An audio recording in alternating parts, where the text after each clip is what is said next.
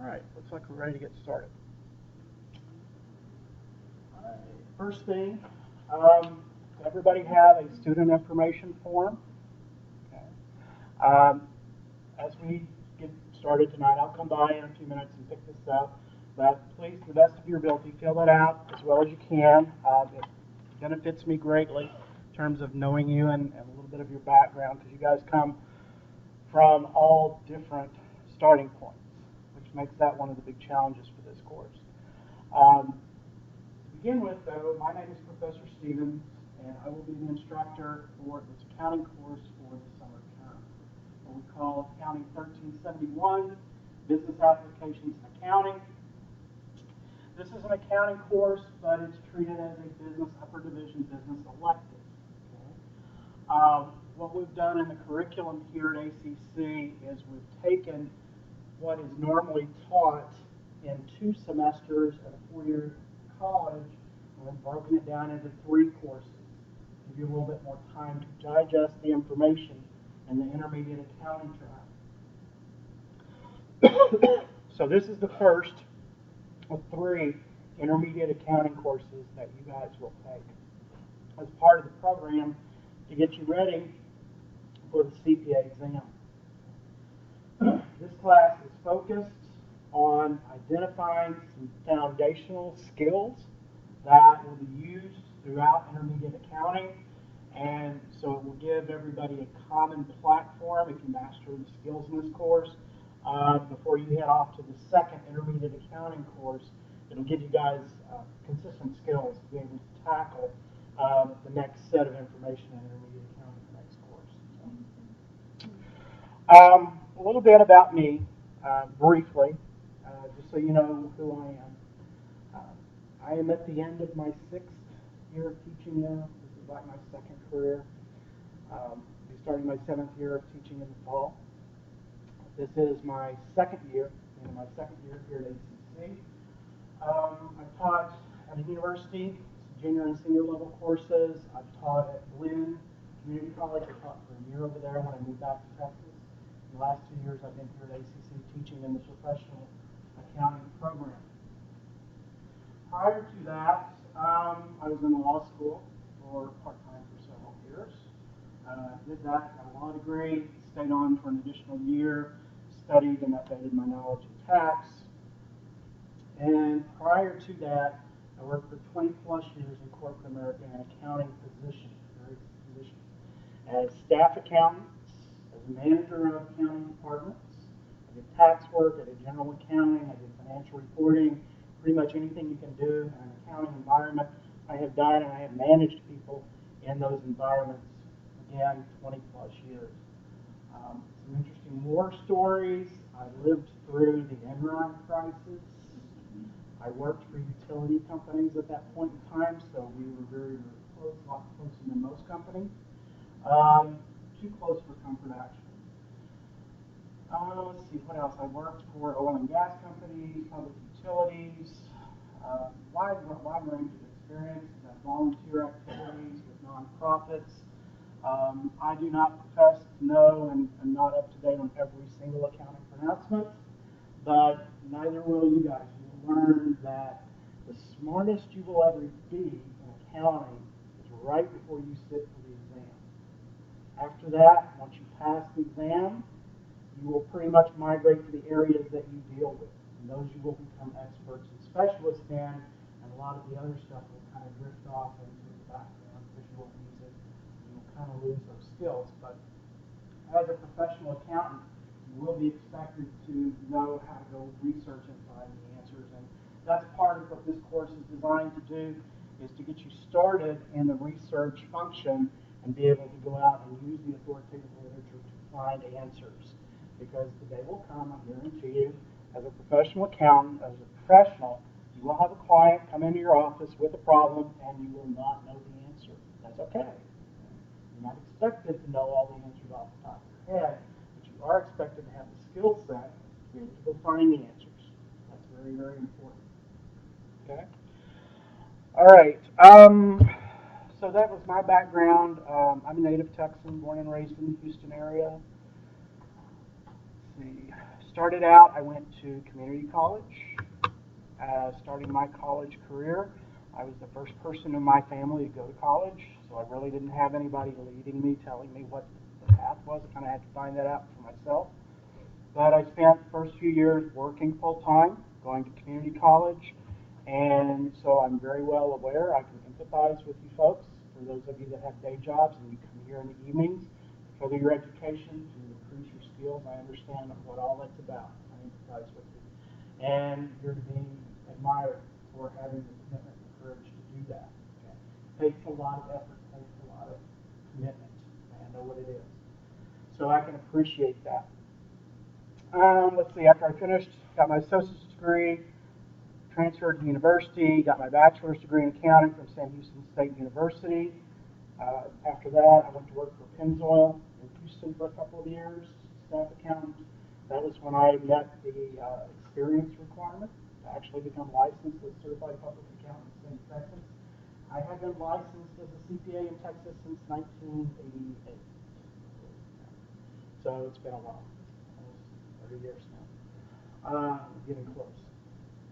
So again, 30 years I've seen a lot. I've seen the industry and the profession change tremendously in those 30 years. It'll be interesting to see what happens in the next 30 years. I'll be in the industry for 30 years, but hopefully I'll be around for a significant part of that. As I mentioned earlier, teaching is my second career. It was a skill set that I discovered while I was in law school. One of the required courses for JD degree, law degree, is that all students had to take an individual income tax course. And that, I'm not too embarrassed to admit, that was the first thing that I made in law school. Okay. Law school is very difficult. It's very challenging. It's a very different educational experience. Some of you may decide to take that path at some point. Just be prepared. It's a very different experience. But it's one that I would not trade for anything in the world. Okay. Anyway, my colleagues, during law school, figured out that I knew tax because I studied it. I had a master's degree in tax before I actually went to law school. And so they discovered that, and so they started seeking out help. Some of my colleagues needed help in the tax area. That was not something they were familiar with. And so I started doing one-on-one tutoring, which eventually led to small group tutoring. And then eventually I became a graduate or teaching assistant there at the law school, and I conducted workshops on a weekly basis for the tax faculty where their students would come to a workshop outside of the normal class requirements, and I would cover tax information with them to get them to cover the stuff that they didn't pick up in class to get them ready to take their final exams. So, that's kind of how I got into teaching. I got a lot of self-satisfaction from that, far more satisfaction than I derived from working for faceless shareholders for 20 plus years and getting really burned out in the process. So be aware of that. Accounting can be very stressful, it can be very demanding. Make sure you find the balance in terms of balancing lifestyle and work, because in accounting it can very easily overwhelm other aspects of your life. So just kind of keep that in mind as you go forward. Now, some of you may have heard rumors, may not necessarily be rumors, there may be some truth to it, actually, about this course. So let me kind of talk about the elephant in the room, so to speak, in terms of what this course is all about. This is kind of a gateway course, meaning that you take this course at the beginning of the program. It's designed, as I mentioned earlier, to give you a basic set of foundation skills that you will use throughout intermediate accounting. But the other purpose of this class is for you to be able to determine and decide if you have the commitment and the dedication to want to pursue being a professional accountant. The CPA exam itself is very rigorous, and it's a tough road, a tough journey. Okay? You're going to be exposed to a ton of information, and you're going to be expected to absorb and be able to use that information to answer questions and solve problems, which is what this is all about. It takes a lot of commitment to be able to be willing to study all that information. So it is not uncommon for this particular class to experience anywhere from 40 to 50% attrition rate. Okay? It's just a fact of life. It's kind of the way it happens. It was documented well before I got here, and I've kind of seen that trend continue as I've taught this course over the past 2 years. Life goes on, things happen, certain situations with people, their work schedules, their family obligations, whatever it happens to be, sometimes that stuff conflicts, and they find that they can't complete the class. I had students come back, take it again.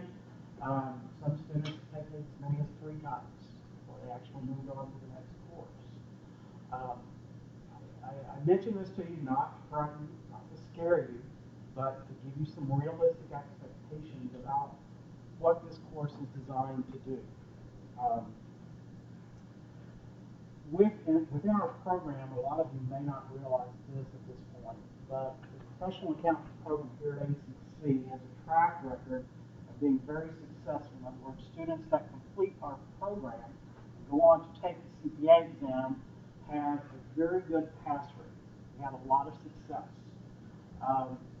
We just recently had a new CPA swearing-in ceremony last weekend here for the state of Texas, and usually there's a program that comes along with that ceremony, and at the back of the program, they recognize successful programs within the state, and they publish the results for different institutions. A lot of the 4-year institutions that offer a master's in accounting or a 5-year degree in accounting. We all are kind of evaluated together as a pool, so even though you're sitting here at ACC on a community college campus, the courses or the program you're about to embark upon is not what you would consider a typical community college program. Okay? This is a professional accounting program that is designed to get you ready to take the CPA exam and to do that successfully. So this course is not just this course, but this program is very demanding and requires a lot of work and a lot of effort on your part. Okay? Faculty here are here as a resource to help you in that process, to help you along that journey. To kind of go back to last weekend's swearing-in ceremony, they recognized the top 10 programs in terms of pass rates for their graduates. And for the testing windows, I believe it was April or March of last year through April 15, so basically the last 12-month testing period. Our program here at ACC was the number 5 in the state. Okay? And we are competing with University of Texas, down the street, Texas A&M, Baylor, Southern Methodist, all the 4-year universities, and all the other accounting programs across the state. And so our graduates pass rate rates number 5 for the past year. That is not an anomaly. That we are normally consistently in the top 10 in the state in terms of pass rates. And there's a reason for that, and it's because of the expectations that we have and the rigor of this program. So if you successfully get through this program, you should feel fairly certain, fairly confident that you are well prepared to tackle that CPA exam and knock it out. We do not want you to get through this program, get to the end of the program, and not have the skills to be able to pass the CPA exam. It's a waste of your resources and time. It's a waste of our resources and time, and that's not what we're here to do. So, in terms of numbers, you guys are aspiring accountants, so everybody's kind of wondering, well, what are the numbers? I believe our pass rate for the last year, the year as a whole, somewhere around 63, 65%. So 2 out of 3 people that took the exam passed it. The national pass rate runs about 50%. So we run anywhere from 10 to 15% above the national pass rate in this program. So that should tell you something. All right. So that's my push for the program. Kind of set the expectations, kind of give you a big picture as to how things are going to work. Okay? It is a very demanding program. It is very rigorous. But at the end of it, you're going to have a huge sense of accomplishment when you walk out of here and you can pass the CPA and become licensed. So. All right. That's all we really need to know about me. A little bit later, we'll do some introductions, and I'll have you guys stand up and introduce yourselves to your classmates, because one of the things that you're going to do before we're done tonight is you're going to self-select and put yourself in work groups. Okay? It's going to be part of your support system for this class, for helping navigate through this class. Some of the work is done in groups. Most of the stuff that we will do in the classroom portion of this course is done in groups. And I'll explain more about that later when we go through the syllabus. But you will have an assigned group that you will work with throughout the term, okay? In terms of the group work that we do. I'll tell you more about that a little bit later. So think about that when we do introductions. All right. There were a few folks walked in after we started. If you would, raise your hand. I have a form I need for you to fill out.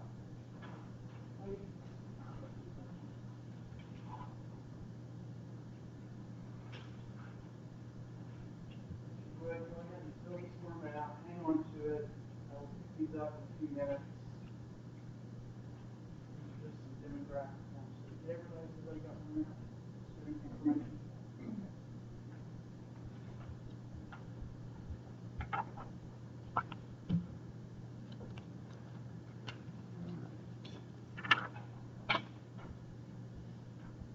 Next thing I'm going to pass out is a hard copy of the course syllabus.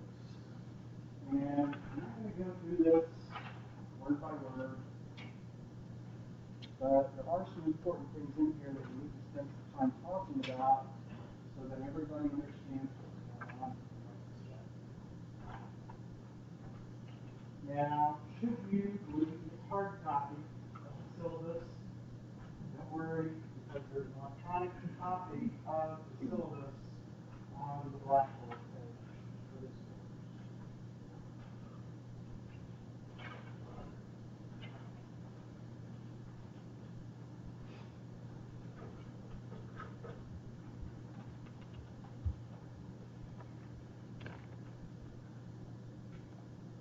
All right, speaking of Blackboard, is there anyone here who is not familiar with the Blackboard system or a learning management system? Okay, good. All right, the way you can access this particular page, this is our course page in Blackboard, is you go to the ACC website. On the website, there's a little toolbar at the top. In the middle of that toolbar, it says Blackboard. Click on that. You'll come to a login page. It'll ask you for your ACC eID, which is your electronic login ID, and your password. You enter that, and then it'll take you into Blackboard and show you a list of courses that you are currently enrolled in, which should show this course, section 30024, and you'll see something that looks like this page. Okay. Now, I use Blackboard pretty extensively for this course, so you're going to want to come in here and take a look at the course page once or twice a week. If there's something I need to communicate to you of a fairly urgent nature, I typically will post it as an announcement, which means it shows up on the first page when you log into Blackboard, and I typically try to send it through an email function as well, so that it generates an email in addition to the announcement through the ACC email system. So you also need to check your ACC email. Now, there is functionality if you don't like checking multiple email systems where you can go into your ACC email and have it forwarded to whatever personal email you want to check. Okay? But if that is the way you like to operate in terms of checking your email, I would strongly encourage that you do that. Okay? All right, as we go through the syllabus, I'm also going to talk about Blackboard, and I'll point out some of the features and where you'll find certain information as we go through the syllabus. All right, you will notice in the hard copy of the syllabus, the very last page of the syllabus says Statement of Understanding. And basically what I'm going to ask you to do is when we're through covering the syllabus and I've answered your questions, I'm going to ask you to fill that out, sign it and date it, and give that back to me. Okay? The reason that I do this is because by state law we are mandated to make sure that you have a syllabus in your hand the first week of class. State law. So I take those back from you, they go in a file, they sit in my drawer. Should somebody come and ask me, either the department chair or some authoritative regulatory type body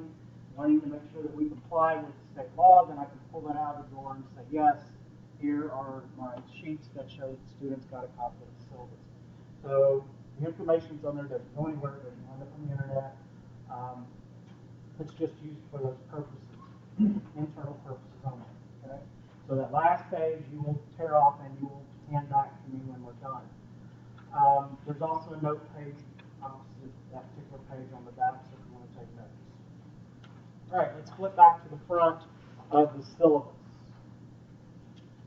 All right, as I mentioned, this is Accounting 1371, Business Applications and Accounting. You guys are taking this class during the summer. The significance of that is that instead of taking this in a 16-week format, you're taking it in 11 weeks. The trade-off here, it's not that we're going to cover any less material. You're going to get the same coverage that I would give in a 16-week course. The trade-off is you're going to sit here longer. Class starts, we're scheduled to start at 5:30 and we're scheduled to go to 9:30 for 11 weeks during the summer. It's the same number of classroom contact hours that you would get if you'd taken this in a 16-week course. So just kind of keep that in mind. You're going to do the same amount of work no matter what format you take it in. All right, we are at Highland Campus, room 2414. Class starts this week and runs through the middle of August. Last class day is August 16th, which happens to be a Sunday. Second paragraph is instructor contact information. This is how you get in touch with me. My home office is on the Rio Grande campus, which is downtown, located downtown. Building 3000, room 3136, which is in the basement. Okay? This summer, I am teaching a class at Northridge on Monday nights, and the two sections of Accounting 1371 here at Highland on Tuesday and Wednesday nights. So a lot of the time this summer, it's not likely that I'm going to be in my office. So just kind of keep that in mind. The best way for you to contact me, the way that I prefer that you do that, is through email. I have 24-hour access to my email no matter where I happen to be on the planet. And if there's something urgent, I can check email 24/7. Doesn't mean that I do that. It means I have access to it. So if I need to, I can check email. Now, in terms of how you communicate with me via email, I prefer that you go through Blackboard. Okay? And if you'll notice there on the menu on the left-hand side, at the top we've got announcements, calendar, and then tools. Now, if you want to send me an email, you're going to log into Blackboard and click on the Tools menu folder, and then you'll see over on the right-hand side there's a tool that says Send Email. Click on that, send me an email. You can select instructor user or select a user. And when you do that, it'll pop up with a list of people in this class. So you can send email to your classmates as well. Go down, find my name, select it, subject, type your text, and send it to me. When you send me an email using this functionality, it attaches the class section information to your email. So I see that when it comes into my email, and those emails get priority. So when it comes time for me to sit down and answer emails, I will look for the classroom emails first, and I will respond to those first. Now, typically, in terms of response times, if you send me an email, give me 48 hours. Okay? I typically will respond sooner than that, but before you follow up, give me 48 hours to respond. Okay? Please don't send me an email, and if you don't get a response in 12 hours, send me a second email, and a third email, and a fourth email, because then it just clogs up my email box, and it gets frustrating trying to navigate through all of those. So, all right. So email is the best way to get in touch with me through Blackboard. If you send email from a personal email instead of using Blackboard or the ACC system, chances are it may wind up in a spam or a junk folder, and I may never see it. All right. Any questions about email? Best way to contact me. The second best way to let me know that maybe you've got an issue is also in Blackboard. Looking down the list, that second section in the menu, the second division here, you've got course information, course materials, and discussion boards. Now, I have set up a couple of forums in the discussion board. We typically don't use discussion boards a lot in this class, but I do find that they are useful at certain points throughout the term. I've got one forum set up for general classroom questions. So if you leave tonight, you think of a question about the syllabus or something about the policy or something that's unclear, you can go out here and you can click on that forum, type in your question, post it on the discussion board. I usually check those about once a day. Okay? And I can respond. If you do it in this manner, then everybody in the class can see the answers if you guys go out and check the discussion boards, and so everybody gets the same answer.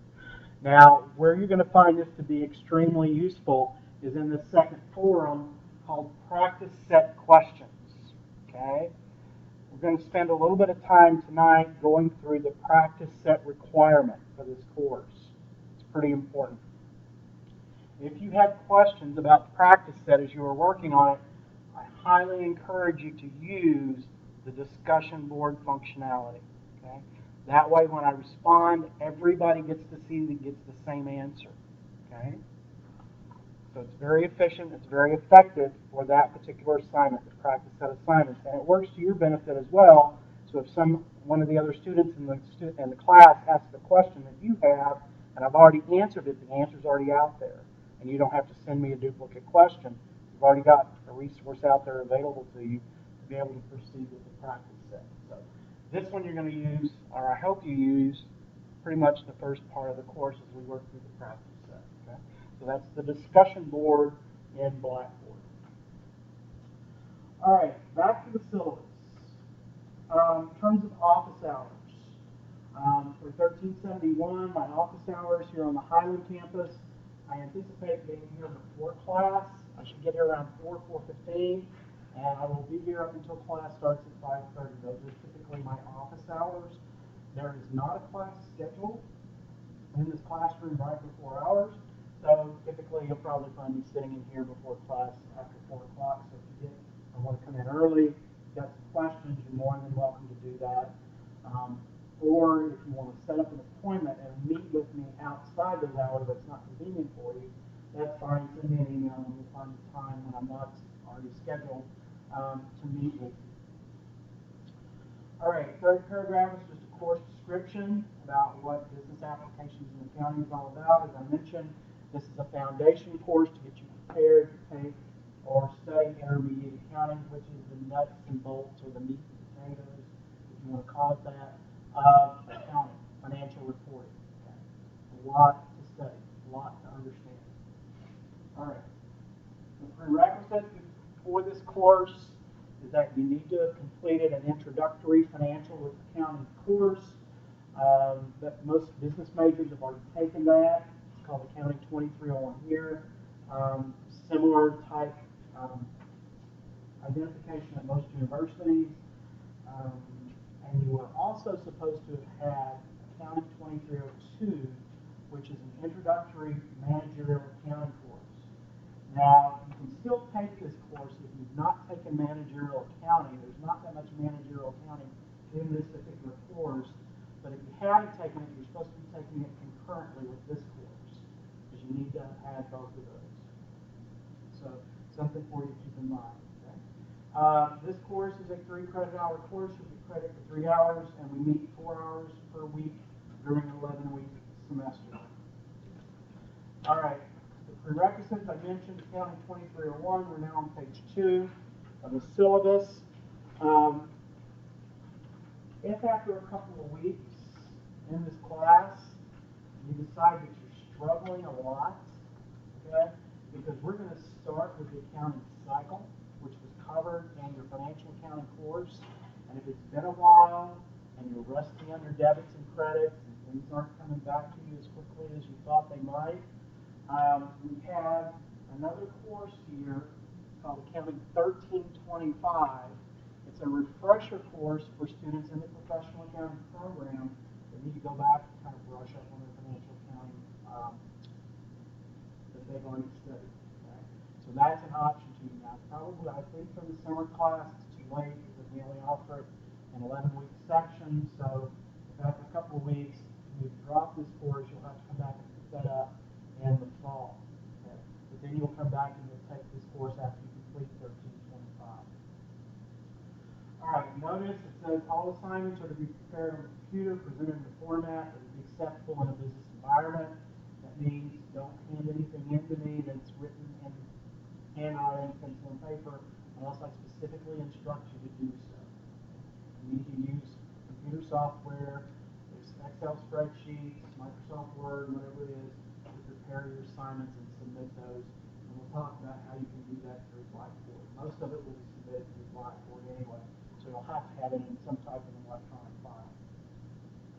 All right, paragraph 5, for CPA candidates, if you're in the professional accounting program, you sit for the CPA exam, review that information there. It just reminds you to go back and make sure you take a look at the state board requirements for meeting the 150 hours of college credit and what that has to, what you have to do in order to meet the requirements of the system exam in the state of Texas. Below that is something called SCANS competencies. It's some educational material in terms of different skill sets that you will be expected to utilize throughout this course. We're going to do a lot of reasoning, a lot of analytical and critical thinking, and problem solving. So that's listed as part of your syllabus. We'll throw that in there so that you understand what it is you're going to be expected to do. On page 3, required textbooks, supplies, and materials. We are currently using the KISO Intermediate Accounting book, and we're using the 15th edition. Now, when you purchase your textbook for this course, you're going to use that textbook throughout all the intermediate courses. Okay? Take the courses sequentially. In other words, you take 1371 this summer, you pass, you take 2303 in the fall, you take 2304 in the spring. You will use that 15th edition of the KISO book. It will not change. Now, if you wait, pass this course in the summer, and you decide not to take 2303 in the fall, and maybe you take 2303 either in the spring or next fall, then that agreement kind of goes to the wayside. Okay? We're currently thinking about changing textbooks. I don't know if it will be in the fall or in the spring, but at some point, probably within the next year, we will move to a different textbook. Just kind of keep that in mind. That when you start with that intermediate book, if you take the classes sequentially, you get to use that same book. So whatever you pay for that book is used for 3 classes. So when you break it down and you divide it by 3, it's not such a bad buy. I know it seems like it's a pretty expensive book, but when you spread it over 3 classes, it's not a bad deal.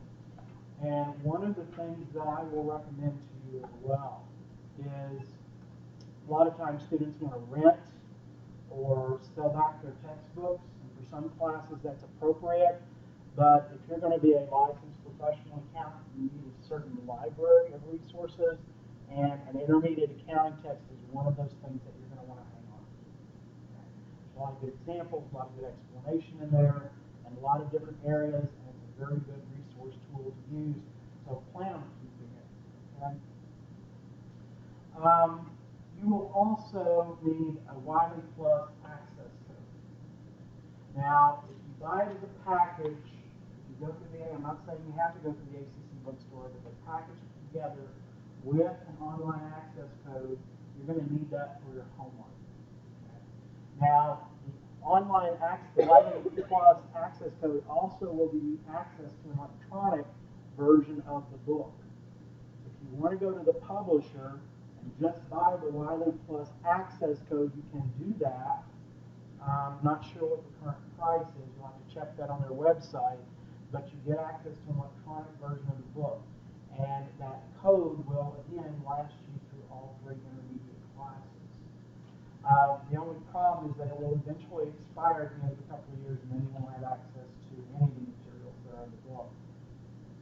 But you do need it for this class. Now, if you want to go check out the Wiley Plus access code, if you haven't purchased it already, you move down the menu to the 3rd section. You'll see the 2nd item there. It says Wiley Plus. If you click on that, it'll bring up this screen. If you've already used Wiley Plus, you already have an account, you can just log in using your current account. But if you don't have an account, you can create an account. So let's assume that you guys have never used Wiley Plus before. You're going to create an account, go out, click agree to the terms, hit continue, and at that point you're going to have some options. If you've already purchased the code and you've got the code that's part of your textbook package, you're going to click on that first option. If you want to purchase the access directly from the publisher, that's your second option. The third option says, well, I'm not ready to buy yet. I'm not totally convinced I'm going to stay in this course. I think I'll use the 14-day grace period. You can do that as well. Okay? But once the grace period runs out, then you've got to buy the normal code. But they give you a 14-day grace period that you can use. But you need to get access to that pretty quick. You need the code. All right, the next required item for this class is a book that looks like this. Okay, for those on the video, yeah. All right, it's called the Rockford Practice Set, and it's got Kiso, Wygant, Warfield up in the corner. Okay? It's a gray covered book. It's the 2013 edition. If you have not already procured a copy of this, you do so immediately. Okay? Because this is a significant project, you guys need to get started on this right away. Given that we're only here for 11 weeks, your first assignment out of this practice set is due in week 3, which gives you a couple of weeks. Okay? So make sure that you get a copy of this Rockford practice set. Do not rent this. Okay? Buy the practice set. You need the physical book because you are going to do your work in this practice set. You're going to hand it in. I'm going to grade it. I'm going to hand it back to you, let you know corrections. You're going to complete the accounting cycle in here. You're going to hand it back in week 7, and then I'm going to grade it. And then at the end of the semester, you're going to do one last thing. You're going to prepare a statement of cash flows for me.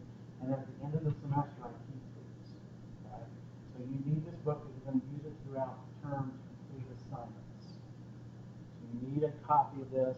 And we're going to spend a few minutes going through this a little later, showing you how to get started in the practice set. So if you haven't already gotten a copy of this, make sure you get a copy pretty quickly.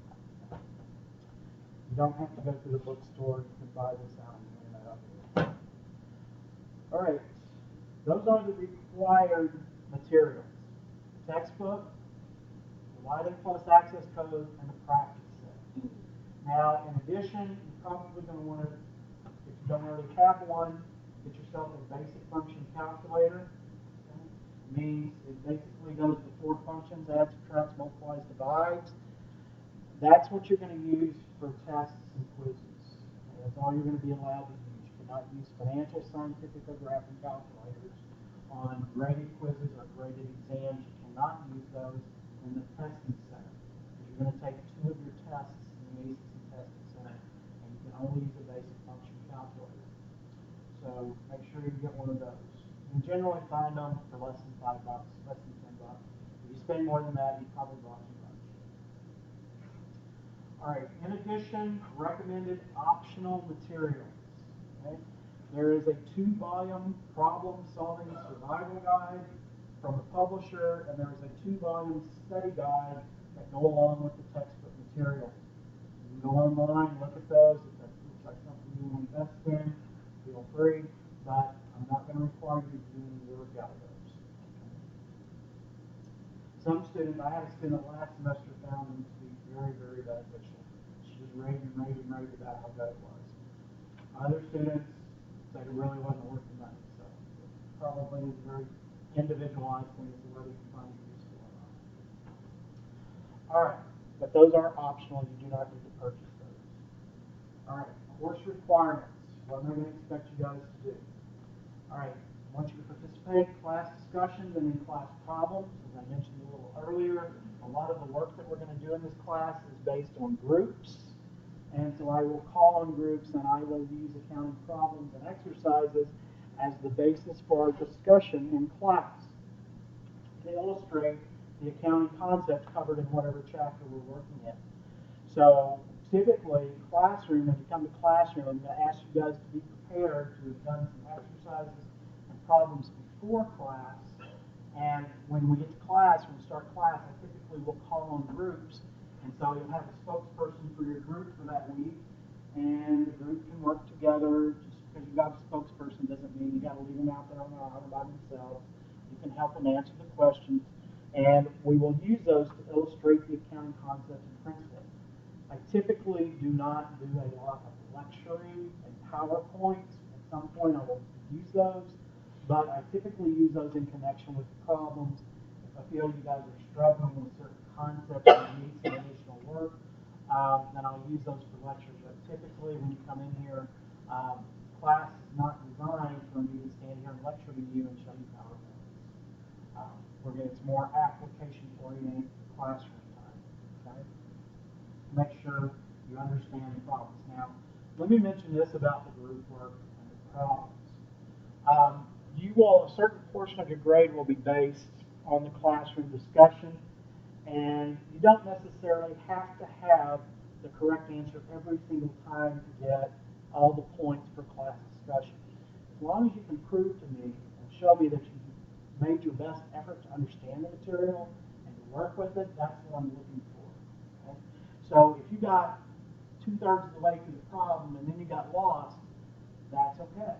And that's what the classroom is designed for. The classroom time is for you to say, okay, professor, I got this far, I started the problem, and I did this step, and I did step number 2, step number 3, and step number 4, but then at that point I got lost, and I didn't know what to do after that. Okay, that's where we talk about, and then the lecture kind of kicks in, and I explain to you how to finish the problem. But if you've shown me that you've at least attempted and made a good faith effort, then you've met the requirements for the class discussion points. Okay?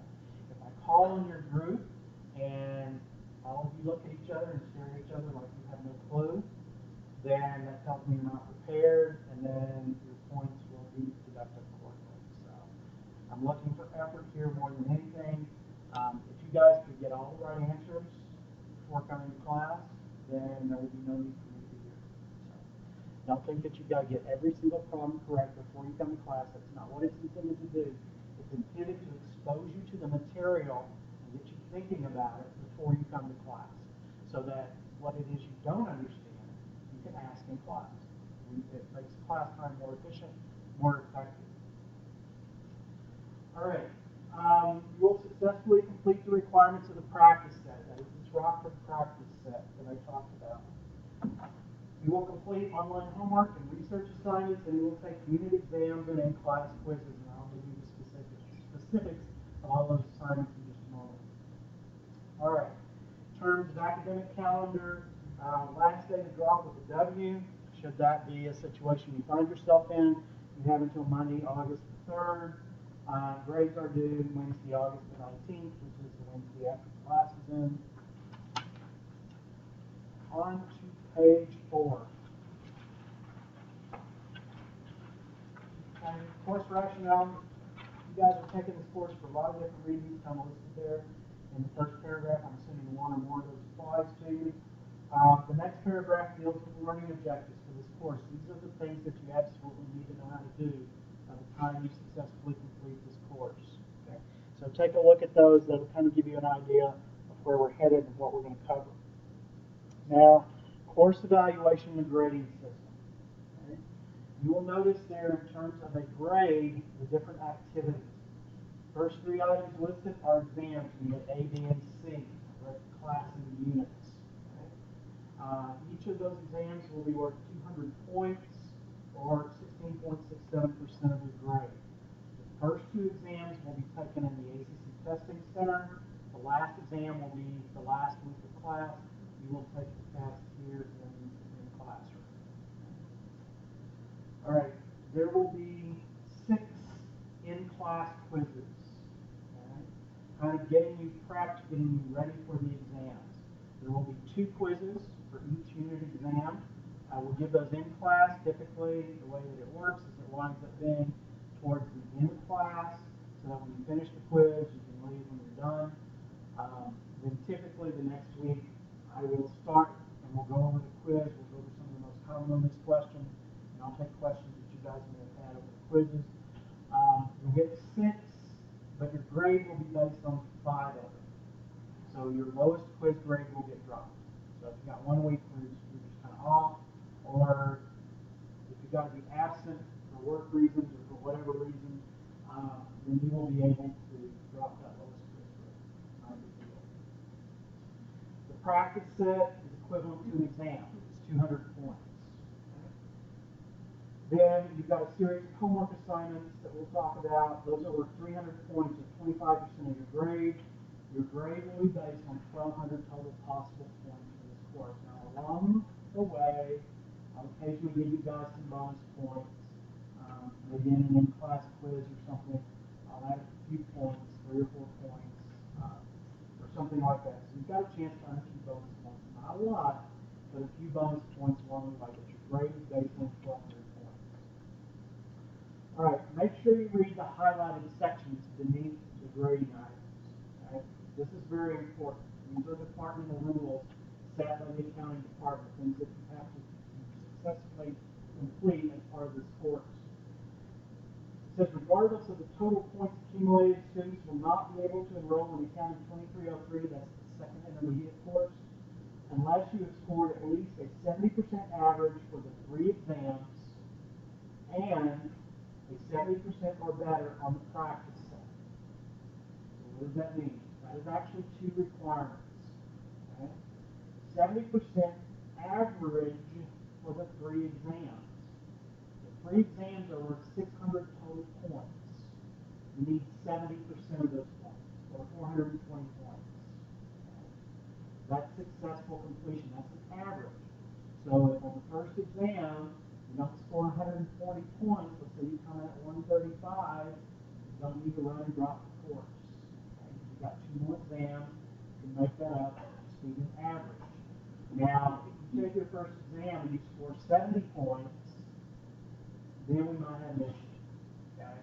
Because if you've got to have 420 total points, and you score 70 points on the first exam, that means on the next 2 exams, you've got to have a total of 350 points, or 175 points per exam on a 200-point exam. Possible? Yes. Probable? Maybe not. Not if you scored 70 on the first exam. So if you score really, really low, I'll probably send you an email and say, come talk. 70% or better on the practice set. This is in total. The practice set is 200 points. You've got to score at least 140 points total on the practice set. I'll give you some more specifics about practice set in just a minute. All right. Any questions on those 2 requirements? You've got to meet both requirements to be able to move forward to the next intermediate course. If you don't, we'll come back and visit you again in the fall. We'll take it in 60 days. Now, I've had a number of students have to take it more than once. So don't feel bad. It's not failure. It just means you need a little bit more time to digest and work on the material. To be able to build up the skills before you move to the next step. Because the second intermediate accounting, second class and the third class, 2303 and 2304, it's going to get a lot harder very quickly than what you're going to, compared to the material we're going to cover in this class, it's a lot harder, it's a lot more complex material. It's going to get very hard very quickly, and you've got to be able to adapt to that. You've got to get the skill, you've got to master the skills in this class first. If it takes you 2 times, it takes you 2 times. There's no shame in that. You pass it the first time, great, move on, you're ready for the next one. All right, top of page 5 in the syllabus shows you how your grade is determined. Remember I said 1,200 total points. I don't calculate percentages. I just add up points at the end of the semester. Yes, ma'am. I have a question. For the exam, what is the format of the exam? It will vary depending on the exam. Your first exam will be multiple choice objective questions. I think off the top of my head, I remember there's 67 multiple choice questions, which 3 points apiece should give you like 201 points. You get a bonus point. The second exam will be more problem-oriented. The last exam, the third exam, I'll give you more information about that later, but that exam is typically all multiple choice as well. We've got to turn grades around very quickly, and you can't get a lot of problems on the last test. aspect will be almost a choice as well. I have one more question. Yep. For exam, for exam one and exam two, are there dates set for that? Are there any schedules by? Yes, we're not going to assignment schedule. I'll give you guys in just a few minutes once we're through this schedule, or through this syllabus. Give you two. All right. So if you get an A in class, you've got to score at least 1,080 out of 1,200 points. C, 960. C, 840. And you need a C or better in this class to qualify to take accounting 2303. You need a C or better.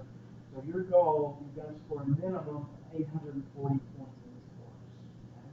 Pass, homework, practice set, all that stuff together. You need 840 points. Now, let me make a comment about grading and point structures and all this kind of stuff. The CPA exam is graded, and they use a grading scale, but passing is basically 75 or above, 75% or above.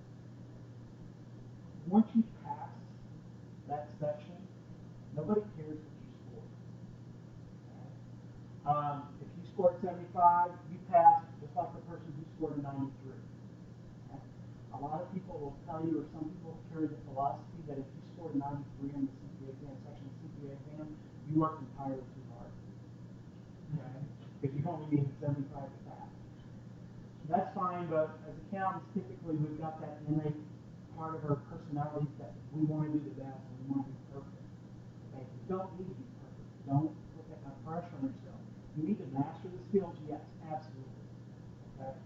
But if you score a C, if your overall score in my class is a C, that's like, I view that as you probably would have gotten an A in another graduate course at that level of performance. So don't feel bad. Don't take it as failure if you score a C in this class. Did what you needed to do to progress to the next step. Now, I will say this. If you continually score C's in all your classes and you never improve, chances are it's going to be a little bit harder for you to pass the CPA exam. Okay? What I would hope is that if you made a C in my course, you knew what it took, the amount of work it took to get a C, when you go to the next course, you know you're going to have to work even harder, and hopefully you're going to score a B when you take the Professor White class. You're going to work harder, you know what's expected, you know what's required, and you're going to improve your performance as you go along.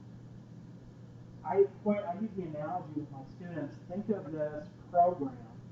Nobody cares what your GPA is in this program. Okay? As long as you make C's or higher, or whatever the state board requires, they require that you pass the course. Okay?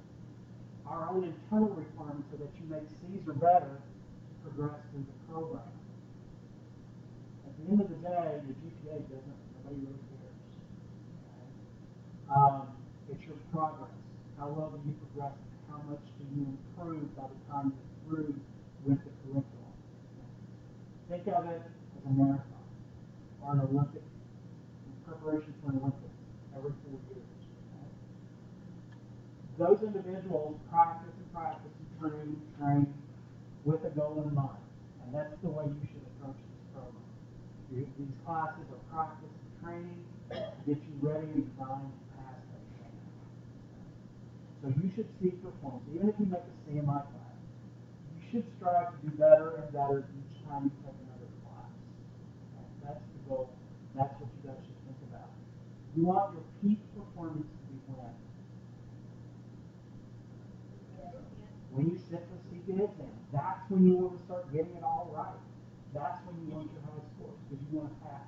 You want to do well enough to get yourself over that hump that you're going to pass that test the first time you take it. Okay? So that's the goal.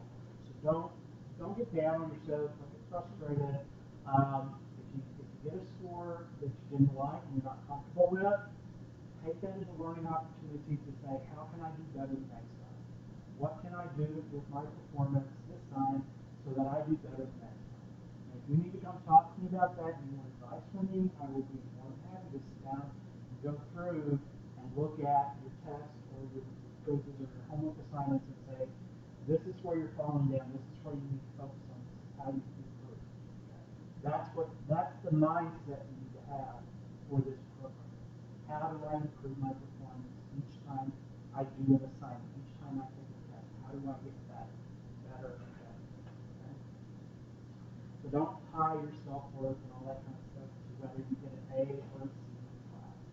I still have students that do it, no matter how I try to steer them away from it, but I still have students that, Professor, I've got to make that A.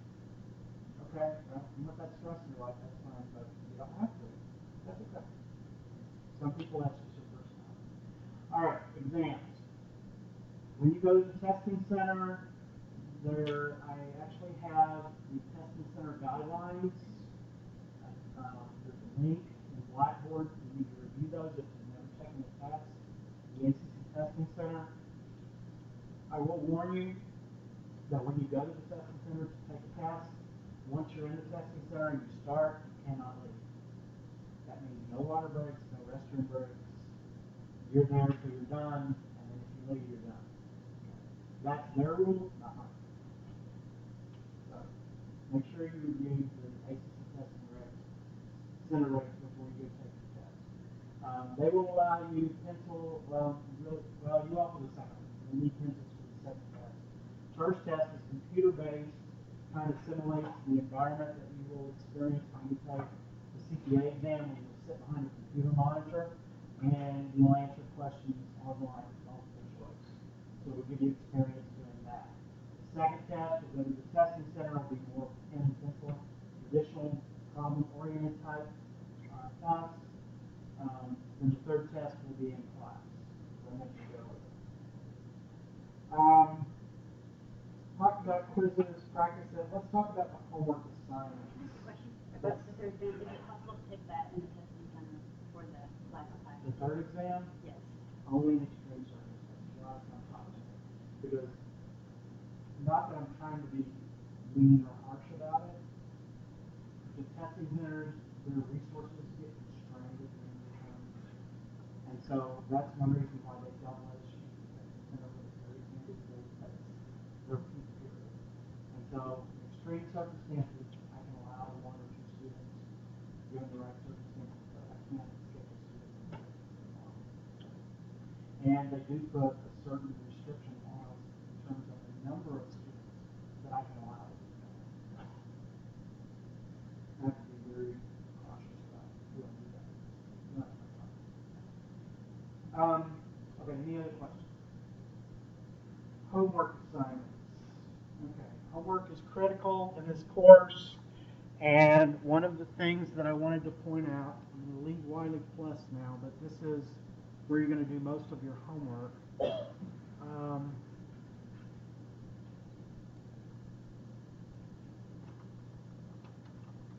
me a second to log in here. I'm going to go to Wiley Plus.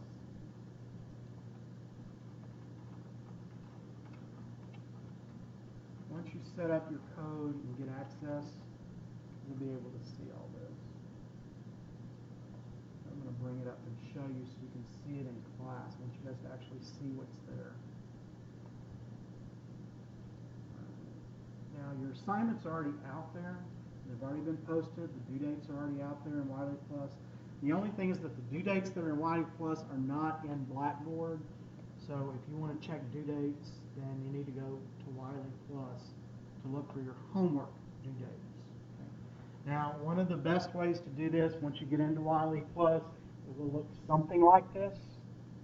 Click on due date, that little arrow, and sort the assignments.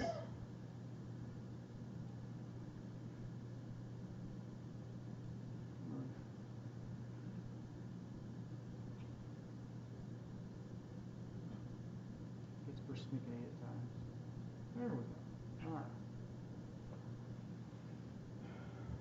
You will have online homework problems to complete for me before class.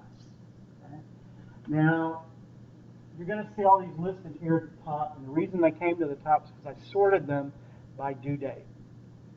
So you will notice the first assignment is due June 9th at 5:30 p.m. So when class starts next Tuesday, you need to have completed pre-class reading quiz for chapter number 3.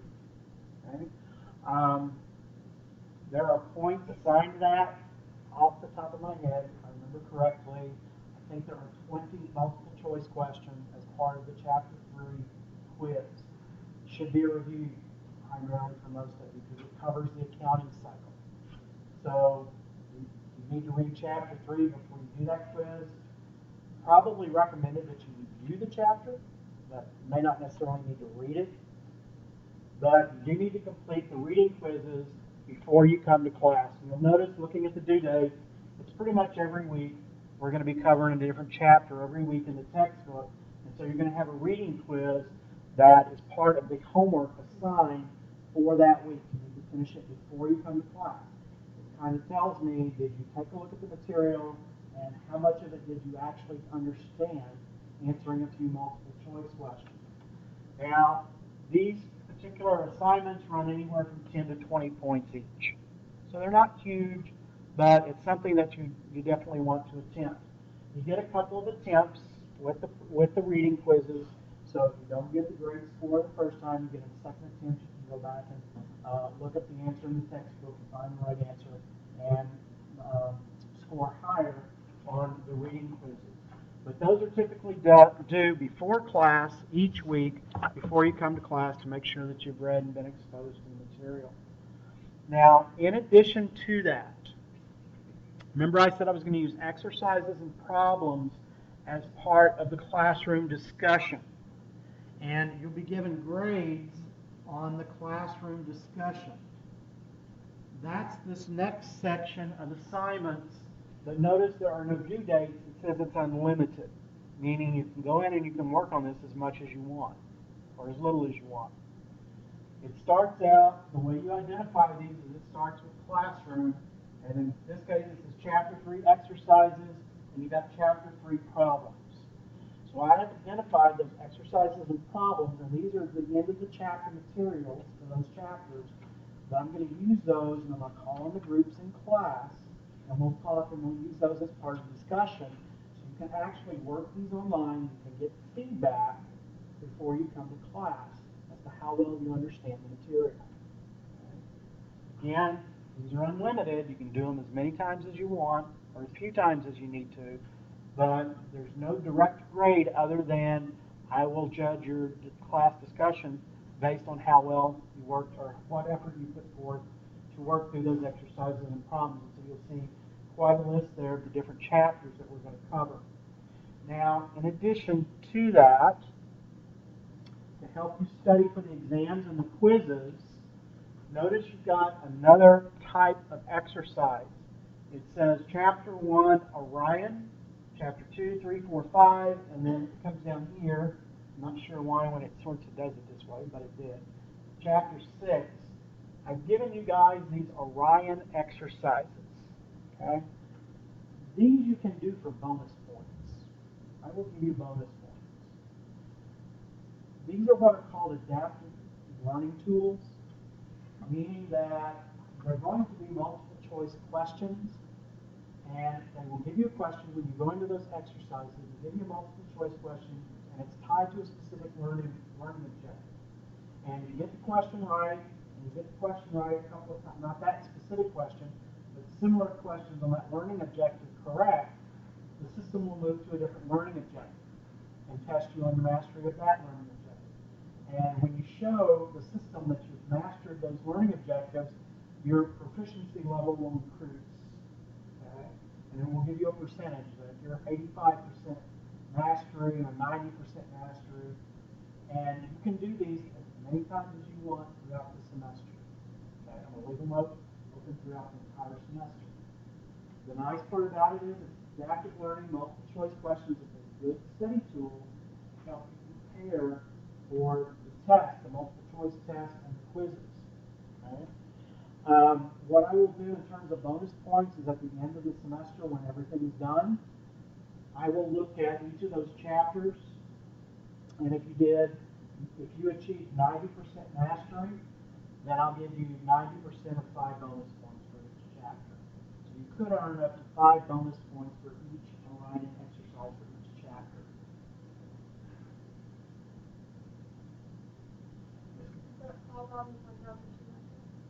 Yeah. But those are bonus points, so it adds to whatever you've already done. But it's not, those Orion points are not part of the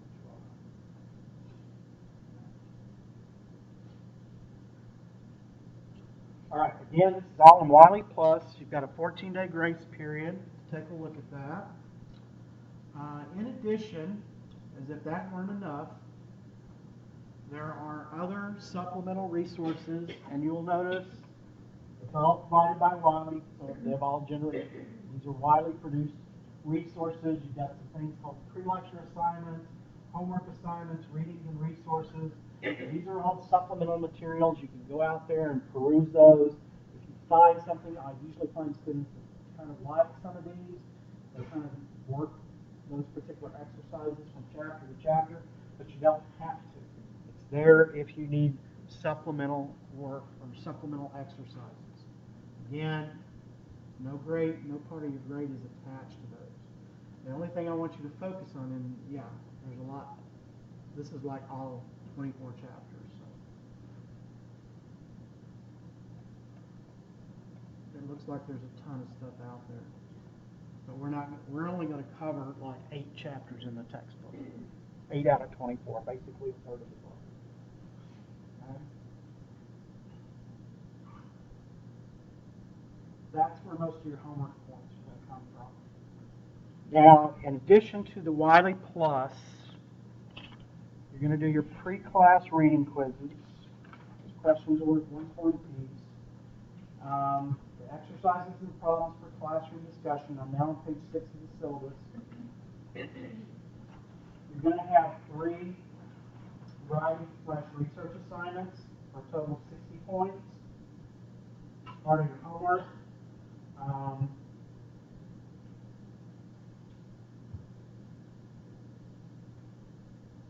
And we talked about the additional exercises and self-study quizzes. And then talks to you about Wiley Plus and the access. All right. Right above course policies on page 6, notice it says absolutely no late homework will be accepted. I know that seems pretty harsh, but I do it for a reason. You guys are aspiring to be in a discipline that is very deadline driven. If you decide your career takes you in a tax direction, you've got deadlines for tax returns, and they have to be filed. Unless you can file an extension. But you've got deadlines, and you've got to get the work done. If you were in a financial reporting environment, you've got to get your SEC filings in by certain deadlines. They don't exceed deadlines. You've got to have it done. Accounting is just full of this kind of stuff. So if this is not something that you are amenable to, maybe this is not a good profession for you. If you're not a deadline-driven, oriented person, you might really struggle a lot. But that's one of the reasons why I put this in here is because that's the type of career you're aspiring to. So you need to start getting used to the fact that you've got deadlines. Okay? If you miss 1 or 2 homework assignments, it's not going to kill your grade. Okay? If you miss an assignment, go on to the next one. Move forward. Don't take time to send me an email and plead with me. I'll let you go back and open up the exercise and do your homework. Just do the next one. Just remember, you're trying to accumulate as many points as possible in terms of your grade. All right. Course policies, paragraph 10. Stability statements. In a nutshell, this just basically says we're going to do a lot of groups. We're going to interact a lot with each other in terms of discussion. And as part of class, I will treat you with respect, treat you with respect, treat each other with respect. That means we don't make comments like, well, that was silly or that was a stupid comment, because this is a learning environment. We're here to learn. We're here to learn from each other. And I treat the classroom accordingly. So 7 years, I've never had to use that. I've never had to ask anybody to leave the class. But basically, if I see that behavior, I instruct you to leave class, and then you come have a conference with me about the behavior so that it doesn't happen again. I'll never have to use that. All right, electronic devices. Please make sure that you keep cell phones and electronic devices turned off or on silent and out of sight during class. Okay? Don't want you guys coming in here and sitting on your cell phones and texting and IAing and all that kind of stuff. Getting on Facebook, because then you're not paying attention to the short amount of time you have each week to cover the material. Okay? It's a hindrance to your progress. Okay? So I'll give you guys breaks. You go out to home, return phone calls, text messages, come back in here, turn it off, turn it on. All right.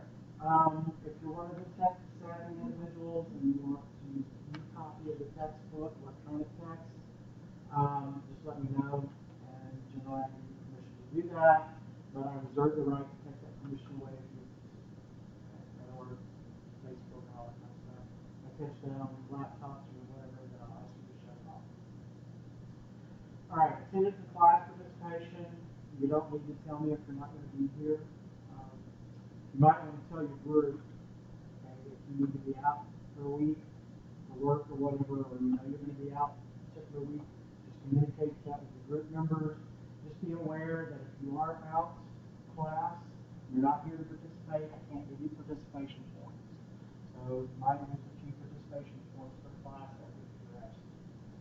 All right, the W day, withdrawal day, Monday, August 3rd for the summer semester. An incomplete grade. This is a very narrow policy. Right? Why is it a narrow policy? Because I cannot give you an incomplete until after the withdrawal date. In other words, you have to be passing the course as of Monday, August 3rd. You've got to have all your assignments turned in, passing with a C, and God forbid something catastrophic should happen, and let's say on the 5th of August you wind up in the hospital and you're there till the 15th, and you can't complete your work for the course. Then I can consider giving you an incomplete.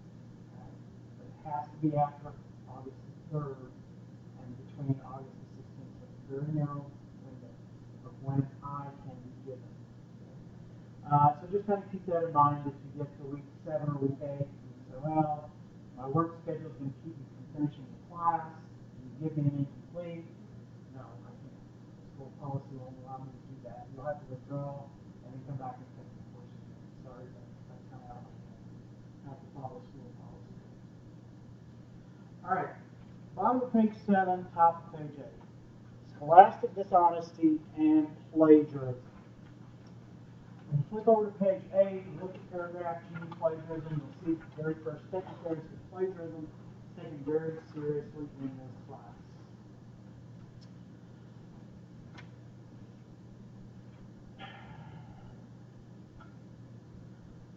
I've had, within the past 2 semesters, several incidents of cheating in different accounting classes that I've teach in this program. And I had actually confronted some students where I felt like I had enough evidence to do so. And for this class, I will tell you, I'm going to give you a very concrete example of what I'm talking about. One of the requirements that we mentioned that you've got to complete for this class is that practice set. Okay? And you have to score 70% or better on this practice set. And because we're doing this in 11 weeks, these deadlines come very quickly. Now, when we spend some time talking about this, you're going to see that this is a significant amount of time to complete this project. I'm not stupid. I've had enough years of accounting. I can understand what practice sets are telling me, and I can see certain things in students' work when they turn it in that they may not truly appreciate the subtlety. Okay? We live in a very information overload environment, and I will tell you that you can go out on the internet, you can Google this, and you will find solutions. You will find answers that will tell you what the answers are supposed to be. It doesn't help you from an academic standpoint. Okay? If you have a solutions manual and a student decides to sit down and copy from that manual into this book and turn it in as their own work, they really haven't accomplished what this is intended to do. As a professional accountant, I don't care, can you copy? Okay? My issue is, can you understand a client's problem? Do you understand the accounting cycle well enough to know how their problem can be affected by the accounting cycle? Can you do a manual accounting cycle? That's what the practice set is designed to do. You sit down and you copy that and you turn it into me, I usually can tell. Okay? Now, whether or not I feel I'm confident enough to actually confront you with it is a different story. It's got to be pretty clear and concise. sometimes I can find things in there that tell me, yeah, you don't understand what you're doing. Certain things don't make sense when you turn it in, and I know you don't understand what you're doing.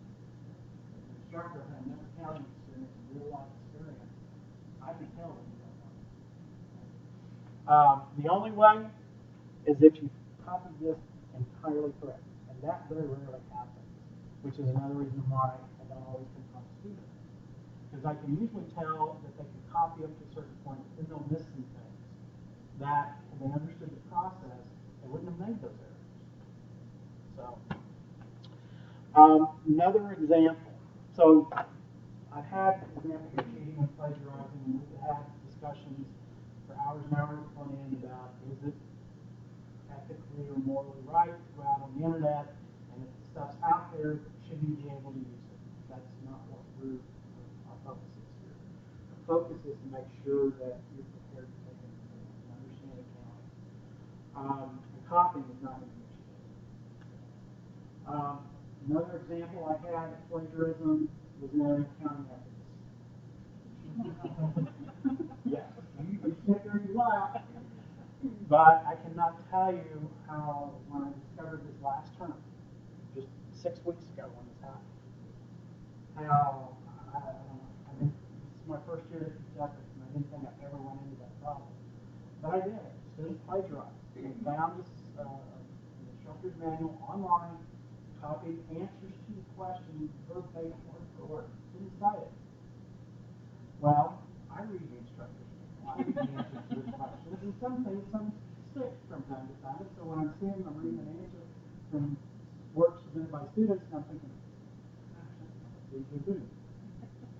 First thing I do is I go look at the instructor's manual. And so, yeah, so that particular student, group work, because in the ethics class there's groups there too. And so that work was submitted not only on behalf of that individual, but the other 4 members of that individual's group. So not only was it one person, it was 5 people that were at risk. Okay? Now you think, what to do? I take our profession very seriously. And to me, somebody who's going to cheat and plagiarize, that speaks to your character and your behavior. And those are typically not the types of people we want in the profession. Okay? As we take ethics, we get to the end of the program, and we'll do case studies. And you'll see multiple examples of people that have done bad things, things that are not ethical. Accountants are respected for their objectivity and their willingness to be truthful and tell the right story. And as a member of that profession, I feel it is my responsibility to make sure we uphold that. So what did I do? I eventually addressed all 5 students. It was in an online class, so I'd never met any of them. Didn't know them from Adam or passed them on the street. So I started to get responses from a couple of the students in the group saying, I had no idea, I had no knowledge of this, can you help us out, can you tell us? And so as I started to have online discussions with the students in the group, they started to figure out who the guilty party was. And eventually, after several days, the guilty party finally sent an email and said, yes, it was me. And at that point, I already guessed or figured out who it was based on emails from other members of the group, because they delegated responsibilities for answering different questions to different members of the group, and that's fine. That's one of the things they could do in due course. So I started to eliminate the guilty party, even though they confessed. I actually found 2 incidents. Because once I found the first one, I went back and I pulled all of their submissions.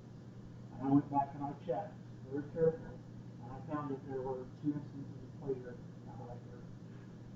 So the student that was guilty that confessed to it received an F in the course.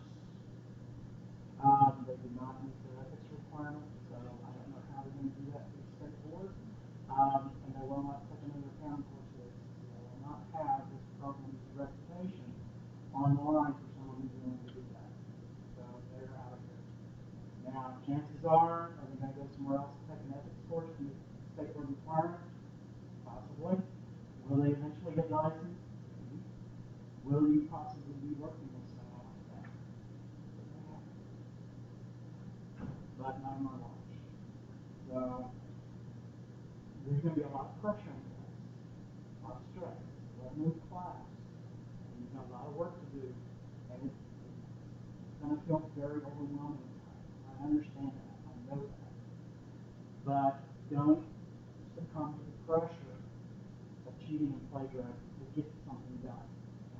If you have to sacrifice a few points, it's better to sacrifice a few points and make a B instead of A or a C instead of B than put your whole reputation in your whole future on the line.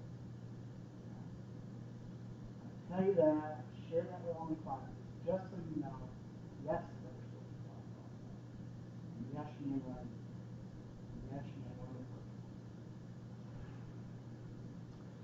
So, that is my soapbox on plagiarism and academic dishonesty.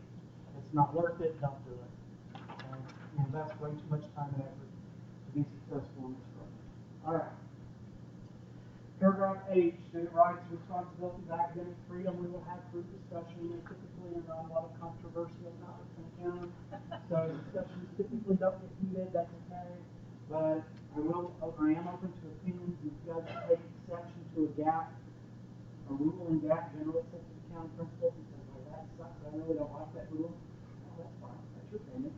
There are rules like that, and some of us that have to work with them don't like them either, but we have to follow them. So, opinions are open and often in this class. You can express your opinion. Students with disabilities, paragraph at the bottom, page 8. If you receive certain learning accommodations in terms of extended testing time, note-taking, whatever that accommodation is, you need to go through the Student Accessibility Services Office, get it documented, and they will send paperwork that comes back to me. And unless I have that paperwork, I cannot give you those accommodations. So make sure you take care of that. Page number 9, safety stuff. Now, thing about safety. This class is scheduled to start at 5:30 on Tuesday. And we live in Austin, traffic, rush hour traffic can be barren. We sit kind of in the middle of I-35, and it can get hard. It can get hard to be here at 5:30. I understand that. Okay? But I know that despite your best efforts, sometimes you're just going to be late. If you're late once or twice, I typically don't even pay attention or don't even notice. But what I do notice is this: if you habitually come in late every single week, after about the third week, I will pull you aside and say something to you. Again, it's behavior, accountants, professional behavior. Professionals typically are not consistently partying and late to things. You need to change that. Okay? If there's something that absolutely prevents you from being here, then you come tell me and you talk to me about it, and we're cool. Okay? But if you don't say anything, you just keep coming in late, then I'll pull you aside. But my point is this: first priority should be safety. Okay? So do not sacrifice your safety to get here on time. If you're going to be late once, that's okay. But make sure safety is a priority. All right, we've already talked about the use of ACC, email, and communicating with the instructor, so I don't need to reiterate that. The testing center policy, again, in Blackboard, I have a link set up. Let me go back to Blackboard. It's in that third section at the very bottom. It says ACC Testing Center Procedures, supposed to be procedures. Click on that link. Make sure you read and review those before you go take the first test. I've given you the information there in the syllabus that you will need to take with you to the testing center for the testing administrator. Absolutely make sure you don't take your cell phone to the testing center. Leave it in the car. All right, the next paragraph on page 10, student instructional services and services that are available to you through the college. Now, you guys are kind of fortunate, okay, this term in that typically in this program, because we are not associated with the university and we don't have graduate students and these sort of things as a resource, there typically are not many tutors that can help you with this class. There are some of the tutors can help you with like the first unit, the accounting cycle, that's a review of what you did in 2301. They can probably help you a little bit with the practice set, but once you start getting beyond that, tutoring assistance is very limited. Okay? I actually have hired a tutor for you guys. Former student of mine that came through, took several classes here at ACC, gone down to Florida State. She will start over at the UT Master's Program in the fall. She's very bright young lady, very good. She will be a tutor for you guys this summer. I'm trying to get her located here at the Highland Center. So if you need assistance with practice set or with this course, she will be a dedicated resource for you guys to use. Her name is Katie. And if you go back to the tools and go under email, her name is Katie Bernard Wiener. And you can email her. Right now, we're going to start with tutoring hours. She's going to work from, I believe it is 3 in the afternoon till 6 in the afternoon on Mondays and Thursdays here at the Highland Center. Still confirming the Highland Center, but I think that's going to work for us. She will also do tutoring by appointment, but you need to email her. Let her know if you need time other than Mondays or Thursdays. And her primary focus, I've already spoken to her and she knows, practice set is number one priority. So you guys have got a lot of work to do in the next couple of weeks. You get stuck, you've got questions, you've got some options. You can put your question on the discussion board. It's a fairly quick question. I can respond to that. You can move forward. If you have additional issues that you need help with, you can come to Katie and get some tutoring assistance. Okay? She's going to be here throughout the entire summer session, so she'll be able to help you with more than just practice. Normally we don't have that advantage, that resource, but we will this term. So, all right. Other student responsibilities. Again, this is a course going to require a significant amount of time and effort from you guys, and we'll figure that out over the next couple of weeks. A lot of stuff going on. Okay. Course schedule administration. We talked about Blackboard. We've got a copy of the syllabus. Timely submission of assignments. Remember, no late homework. And typically I'll try to review your exams and quizzes with you in class, but I take that material and I pick it up and I keep those things. So do not leave the class with those materials. All right, that completes the syllabus. Now I'm going to hand out the assignment schedule where it breaks it down week by week and shows you what we need to finish each week of the course. This is yours to keep. There's also an electronic copy of this assignment schedule in Blackboard under course material. No, I'm sorry, course information.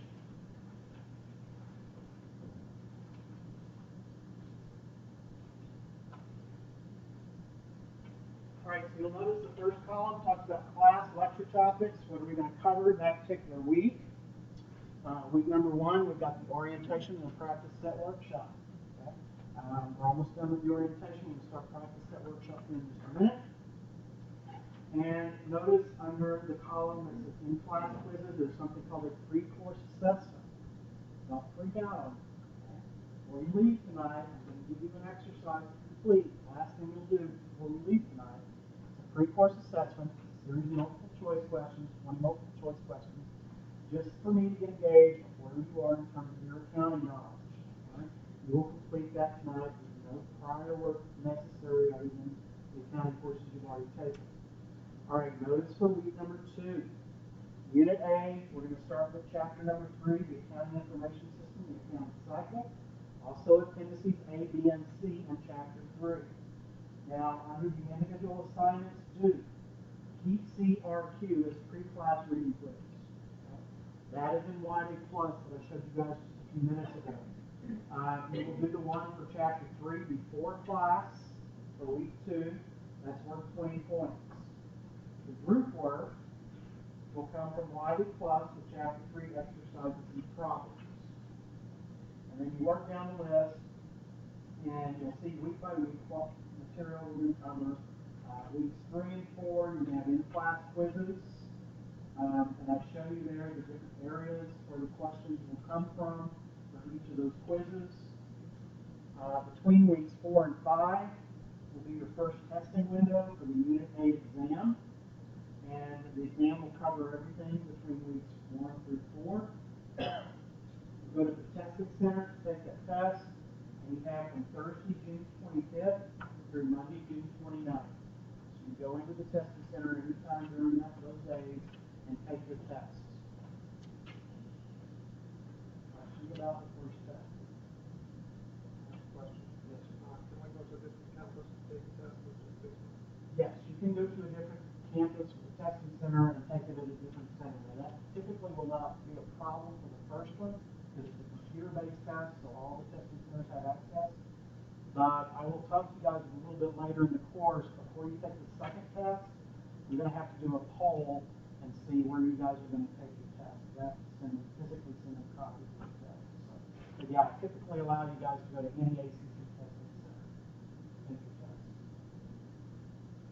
So if Highland doesn't work for you, is one closer to your house or work or whatever, I can usually accommodate that given prior knowledge or prior notice. All right, Unit B is going to be covered weeks 5, 6, and 7. That's where we're going to talk about financial statements. We're going to look at those in a little bit more detail. Again, you've got 2 in-class quizzes. Your second exam, Unit B, that testing window is Thursday, July 16th through Monday, July the 20th. And then Unit C, we'll talk about revenue recognition. There are some new rules that have been released in this particular area. And then we'll talk about time value of money, present value and future value at the very end of the semester. And then week 11, the final exam will be the last week of week number 11. You'll come to class and you'll do the exam during class. So this is your assignment schedule. It's got all the individual assignments, the points associated with those, and when they are due. Now, let me point out a couple of other important things on this schedule. Look at week number 3. Week number 3, individual assignments column. You will notice it says practice set part 1, 100 points. At the beginning of class, in week 3, at the beginning of class, week 3, at 5:30, you will turn in your practice set booklets. Okay? You're going to turn these booklets in at the beginning of class. That is when they are due. It's considered homework. No late homework. Yep. You can turn it in any time before the deadline. But you can't turn it in after the deadline. Okay? What if you get in a car accident or something happens and you are 5 minutes late? Well, then you come to me, you talk to me, and say you had a catastrophic situation. But what the point I'm trying to make is, don't assume that if you walk in here at 7:30 in week 3, you've been sitting out there working on it, then I'm going to take it. Because I've had students do that. I've had students sit out in the hall and work on it, and come into class late and expect me to accept it. Number one, it's not fair to all the students that turned it in on time. Again, it's that deadline. The deadline, you got to turn it in. Turn things you can complete anytime before the deadline. You can turn it in anytime. I will take it. But I typically will not unless there's extreme circumstances. I'll work late. Okay. All right, so week number 3, practice set part 1. I will grade those. I will give those back to you in week 4. All right, notice week number 7. Practice set part 2, 100 points. Week 7, beginning of class. You're going to turn that in to me, and I'm going to grade it. And my goal is to have it back to you by week 9. Okay? A little bit more stuff going on in part 2. Takes me a little bit longer. Katie's going to help me. But we're going to try and have practice sets back to you by week 9. Because your third individual research assignment, you'll do one last activity in this practice set and hand it in the night you come to take the time. And I'll break the last activity on. All right. So you've got assignment schedules, you've got syllabus. Are you guys feeling overwhelmed yet? I don't know if you'll talk about this later, but what are the individual assignment number 1, number 2, and number 3? Okay, those are part of your homework assignments. And if you look in Blackboard, I think I've got them turned off. The deadline's not here yet. Let me go ahead and open it up. Yeah. I'll probably go ahead after class tonight and turn this on. You've got a folder for individual assignments. For each of the 3 assignments, you've got instructions and deadlines. The first one is not due until June 30th, which is towards the end of the month. You've got a document that will tell you exactly what I want you to do.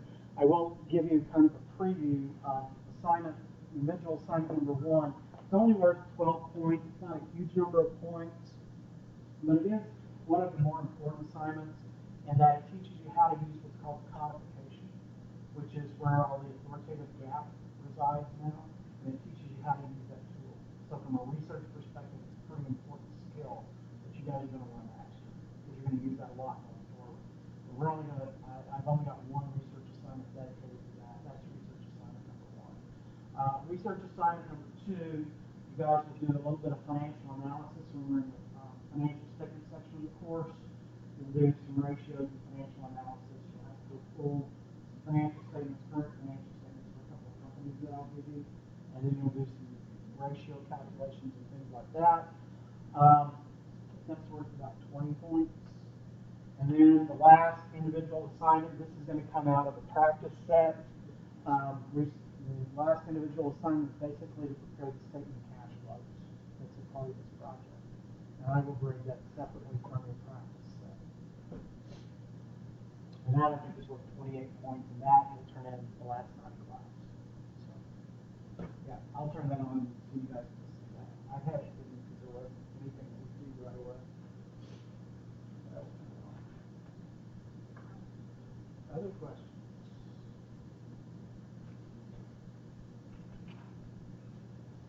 All right. Let's take a quick break. Why don't you guys come back at 7:20, and then I'm going to go through a description of how you're going to get started in this practice set, how to get you started so when you leave here tonight, you'll have some instructions and some idea of how to get started. Because this is going to, again, you've got to turn this in a week through. So. All right, see you at 7:20. You want the sign?